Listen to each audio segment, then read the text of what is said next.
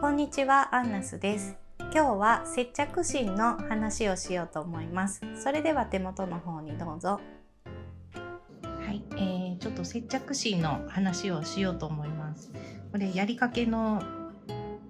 途中でちょっとくじけて続きをやるかどうか迷っている作品なんですけどそんなものを YouTube で出していいのかっていう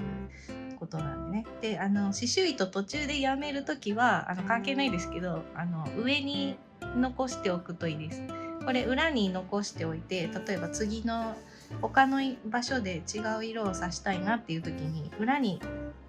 ビロンってしていると刺繍枠はめて刺してる時に絶対裏で絡まるので糸置いときたい時は上にっていう豆知識です。今日はこの話をしたいわけではなくて、接着芯の話ですね。接着芯は、基本的には使いたくないんですけど、できるだけコットンクロスとか刺繍用の布の、しっかりしたもうその1枚だけで成立するようなちゃんとした普通の厚みのある布を使ってもらうのが一番なんですけど、布ってどうしてもこの絶妙の色を使いたいっていう時あるんですよね。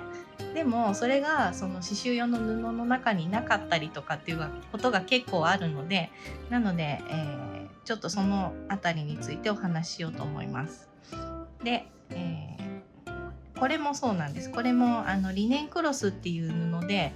うちのネットショップでも売ってるんですけど、色はね素敵なんですけど質感もあって、ちょっと今刺繍してる途中なんですごいシワシワなんですけど、これで刺繍したいなと思って作業し始めたんですが、やっぱり接着芯が必要なので接着芯を当てています。で、当て方の話をしようかなと思ったんですけど、裏にこうやって当てます。で、接着はしないです。だから究極何でもいいんですよ。接着芯じゃなくてもこういう薄手のなんか不織布みたいなのがあればそれで全然 OK なんですけど、なんかね昔の人は絹とか使ってたらしいんですね。でも絹の方が高価なのでそんなものを使うのはちょっとっていう感じなので、手軽に安く100均でも手に入る接着芯、これに関しては100均で買って OK です。刺繍糸と布はあんまり100均おすすめしないんですけど、これはただの補強なので100均とかでも OK です。で、刺繍したい、布のサイズがありますね。で、その布のサイズと同じサイズの接着芯を用意します。ワンポイントとかだったら刺繍枠がはまるサイズぐらいでもいいと思うんですけど、基本的には図案と布と同じサイズを用意して、でアイロン接着しないで、刺繍していきます。で私は8センチの枠をちょっとずつはめ直しながら刺繍していくんで、こう刺繍枠の跡がねこうやっていっぱいついてますけど、こういう感じで作業を進めています。でそうなるとどうなるかというと、こうやってここがひっついた状況ですね。で、できるだけこう平たく伸ばして刺繍枠ははめてるんですけど、やっぱここがちょっと浮いてきたりとか、表向きはここ布まっすぐなんですけど、その布のなんか変なシワが寄ったりしてきますよね。こうはめ方が悪かったりすると表の布と裏の接着芯の距離感がたまにこう変わってきて変なシワになったりとかするので、なので、終わった後は接着芯はカットしてください。このまま全部アイロンかけてしまうとこの変なシワが残ったままアイロン接着してしまうことになるので、布もなんかこう変なシワが残ったまんまになるし、あとこういう今いい感じにこう質感が出てるんですけど、それが全部アイロンで接着芯でビシーってこう紙みたいにねビシッとなるんで、それもあんまり素敵ではないんで、ちょっとカットしてみます。まだこれ全部終わってないんですけど、この辺の上の方は終わっているので、どうやってカットしているかっていうのをちょっとやってみたいと思います。もうこんな感じで、糸切りバサミで私切るんですけど、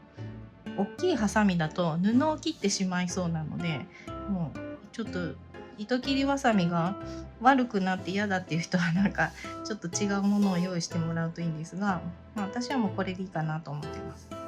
これでまずざっくりカットして、はい、こういう感じで、ここ続きやっていくんですけど、ざっくりカットするとこういう葉っぱの間とかがカットできないんで、これは一気にやらずに後でちょっとずつ切っていきます。これぐらい残ってても問題ないです。気になる方はもっとギリギリまで切る人もいますけど、これで表にシルエットが残るっていうことはなかったので大丈夫だと思います。っていう感じで全部このギリギリで切っていくんですね。まだちょっと刺繍が終わってないんでちょっと切れないんですけど、という感じで接着芯は使っていくので、もしどうしても自分が使いたい布が薄いなっていう時は接着芯で補強するのもいいと思います。あとはそうですね、スマプリってシールになっているものがあるんですけど、それを使って図案を写すと接着芯なくてもいけるみたいな話があるんですけど、とりあえず今日は接着芯の話をしました。以上です。いかがでしたか？チャンネル登録といいねボタンをよろしくお願いします。それではさようなら。